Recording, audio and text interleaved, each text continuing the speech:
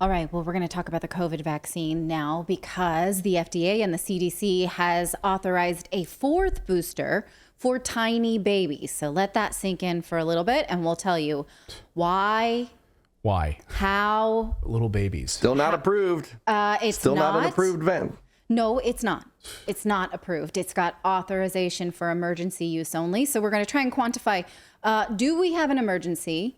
How has this been tested? What's in it? And is it needed? Now, obviously, the media is just covering that it's there. Like if you've seen this in anywhere else, the FDA authorized Pfizer's new bivalent booster to be given to children younger than 5 only if they've had their first 3 COVID vaccines. That means the 2 primary ones plus another booster. Now this one is the 4th shot.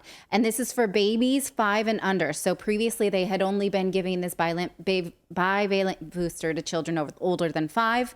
Now it's 5 and under, as young as 6 months old. The media will just tell you that's the news. There you go. Great. We've got another one, right? But there are questions that they are purposely not asking. So we're going to ask them. 1, is this necessary? What's the state of the pandemic? 2, is it safe? And 3, was it tested? Okay? Come along. We'll ask the questions other people won't. Is it necessary? Meaning, is COVID enough around and threatening to take these measures? Do we in fact have emergency to justify taking these emergency use authorized vaccines? Well, first, what are we boosting for? This is a bivalent booster that was created last summer after the FDA said that the booster had to have 2 variants in the ingredients, and those variants were the ingredients to vaccinate against Omicron, BA4 and BA5. Well, are those variants out there in the world right now? They are not. Here's the CDC data from today about the variants currently in circulation. BA5 is at the top there. It's kind of that seafoam green.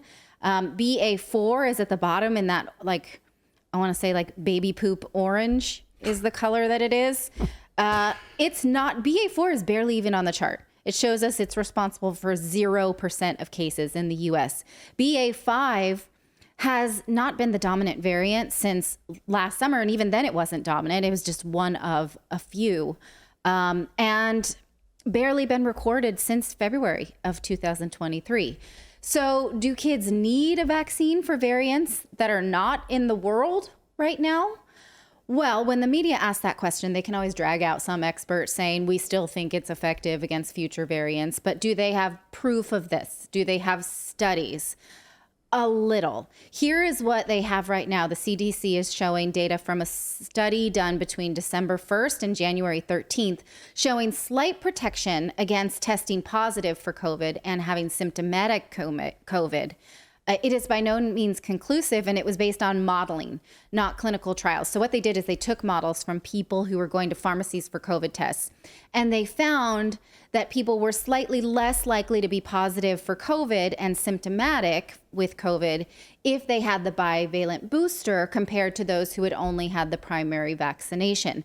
They did not provide results between people who'd been boosted and people who were unvaccinated. So they can't. Can I ask a question? Yeah, go ahead.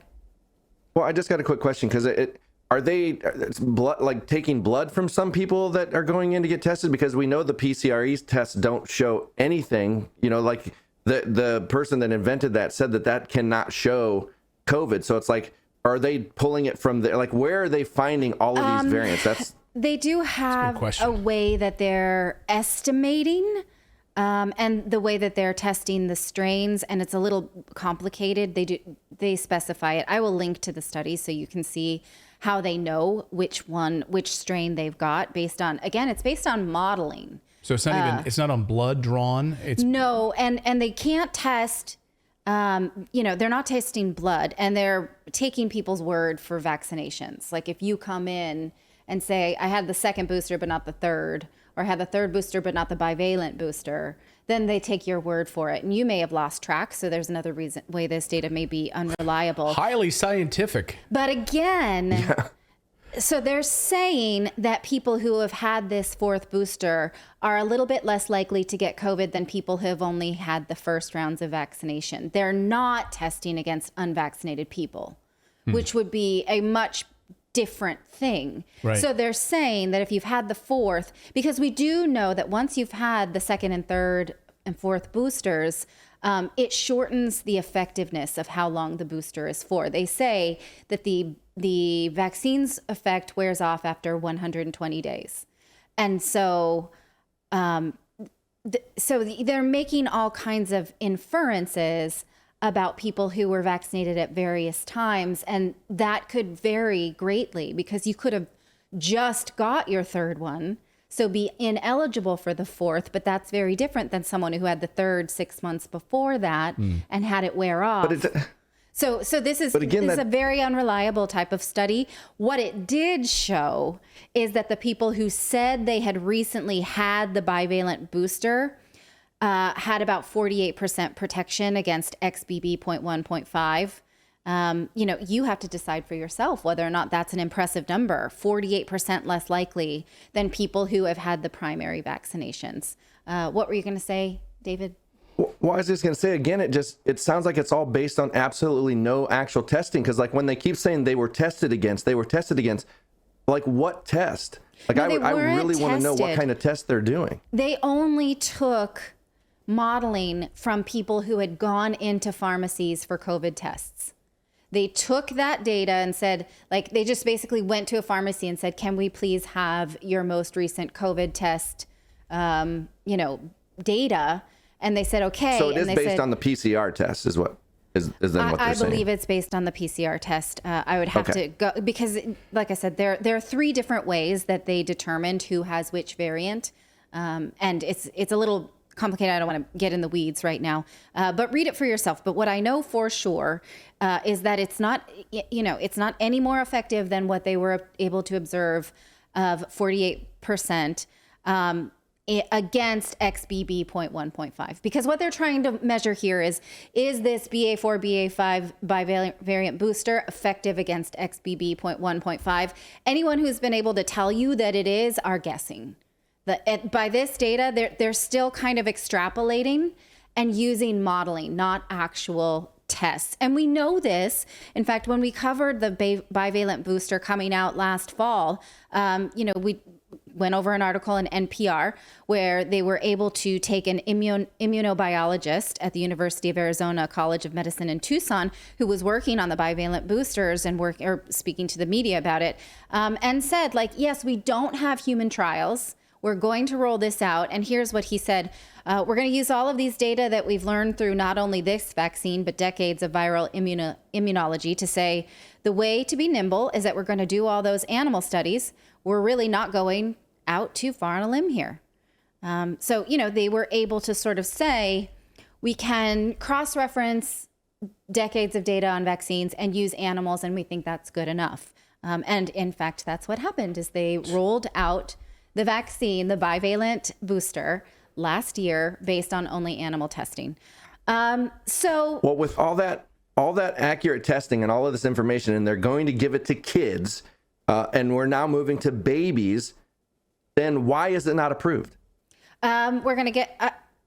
there's no answer to that. I'm going to ask that question again later. That's just so frustrating. Right. They did say we're going to roll out the bivalent booster and then we're going to start testing.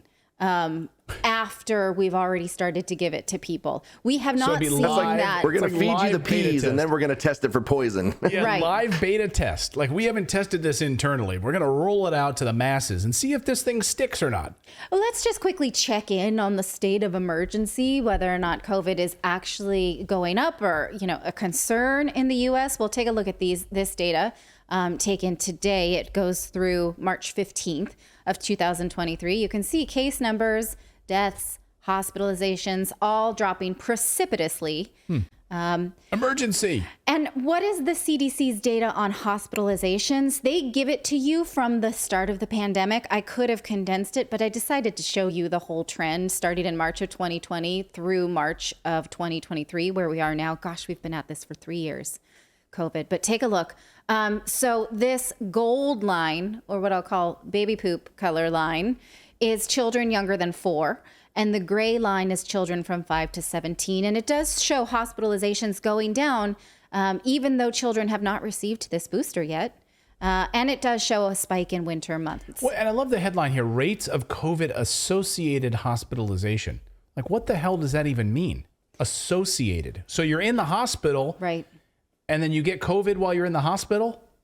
Or you're suspected for you're some in a kind car of accident because and you have COVID? Most likely respiratory viruses would follow this same rate of hospitalization as spiking in the winter and coming back down. Flu. Yes. And in fact, let's take a look at what the CDC is saying, deaths of children from COVID since the beginning of the pandemic. Take a look at the second column, see the column that says their age 0 to 17 and then deaths. So this year they're counting 29 COVID deaths in children 17 and younger. This doesn't give it to us in that 5 and under range. I tried to filter it and I couldn't. And so look at how we have this peak of deaths in 2021 and 2022. But if you look over to deaths involving pneumonia, it's higher in every single year. Can you see that fourth line? So pneumonia seems to be a bigger emergency than COVID and has been since the pandemic began. So those numbers are not zero. So, we're all fellow parents and parents have to take this into consideration and think, what's the best risk and for my children here? What's the best move? I'm not going to give it to you. I'm going to ask you to consider this for your family. Go ahead. Has anybody put that data up against the VAERS data? Like, does it break it down by age as well to see if the VAERS data? Because it's almost as if these people have not read Pfizer's documents. Right. Yeah. So they do actually say that what they're using is not VAERS data. They're using the Pfizer marketing data, which we went over and got. Yeah, I know. Sorry. The Pfizer marketing data is what got us dinged on YouTube. We got a strike for sharing that when they had reported adverse effects from administering the vaccine in December funny, of 2020. Though. Like, for our side, we're going to use Pfizer's own marketing data. We went to their PR department and got their marketing data. Yes. Okay. But is this safe and tested for children? Let's get to that question. Now, remember that this bivalent booster was approved last fall, having only been tested on 8 mice.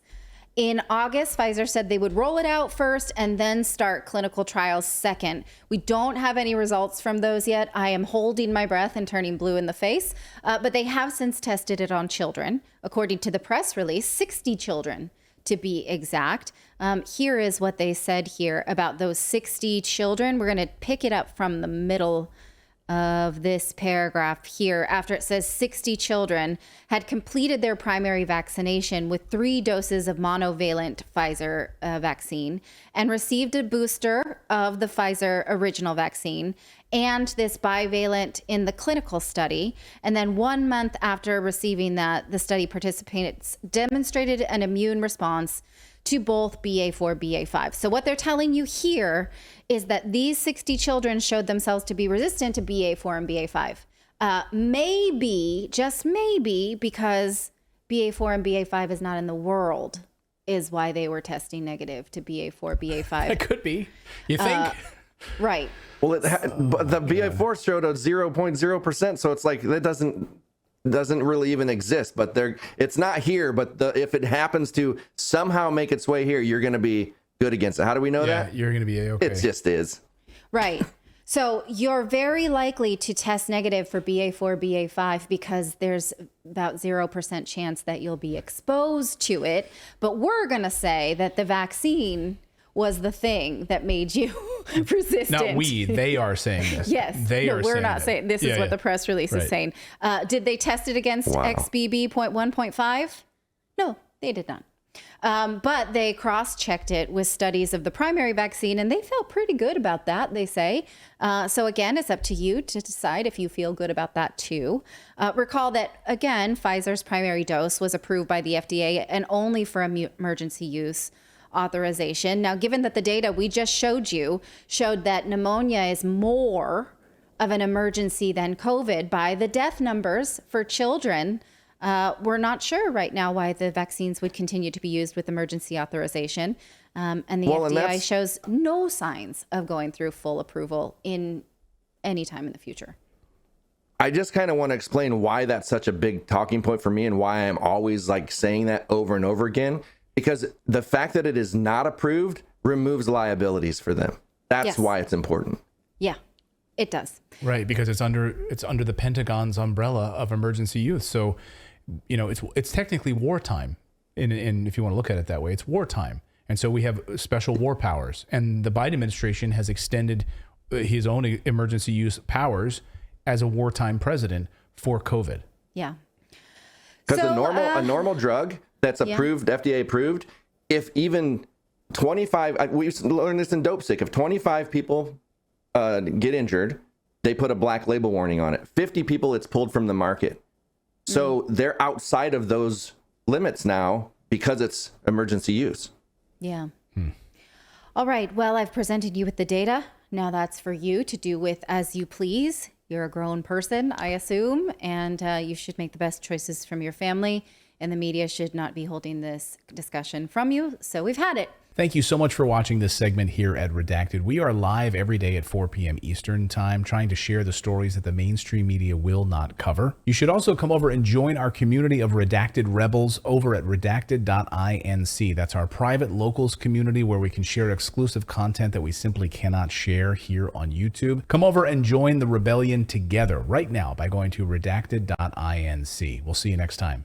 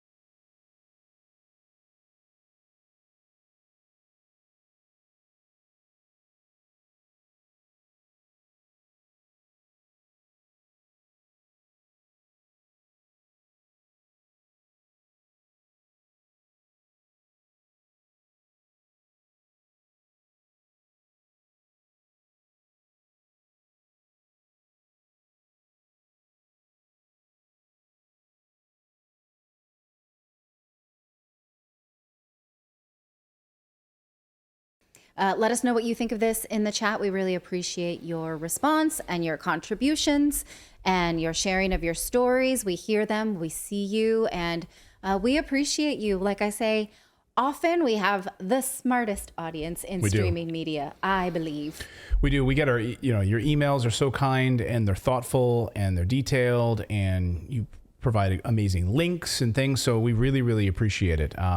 We do have our daily newsletter. You should subscribe to that. And that's how we connect with you on a daily basis. Redacted.inc is the place to go. Just put in your email address and hit subscribe. Then you'll receive a welcome email from me, Clayton at redacted.inc. That's the email address. Make sure you move that over to like your VIP. Make me a VIP. Then that way, when we publish the newsletter first thing tomorrow morning, it'll go right to your inbox. It won't go to a spam folder or something like that. So again, redacted.inc. Well, thank you everyone for joining us on this Thursday night. We hope you have a wonderful, wonderful weekend. We'll have content this weekend as well, but we'll be back Monday live for you at 4 p.m. Eastern Time. And one more week of this crazy daylight saving time in Europe. So anyway, we'll be back 4 p.m. Eastern Time on Monday. Bye, everyone.